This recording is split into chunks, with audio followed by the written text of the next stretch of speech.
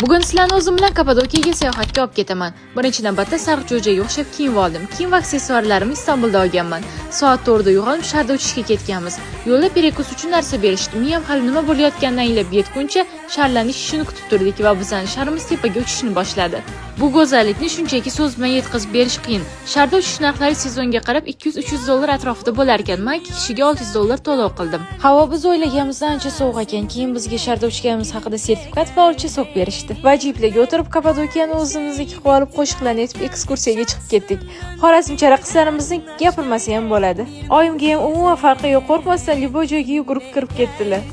Bu yoqda har qadamda mo'chechaklar chiqargan va asosan tarixiy joylari toshli hududlar ekan. Jipdagi sayohat tugagach yana olma sok berishdi. Orada menga sotuvchilari kompliment sifatida hadya berishdi.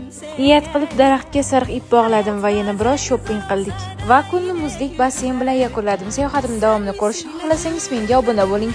Keyingi manzil Antaliya.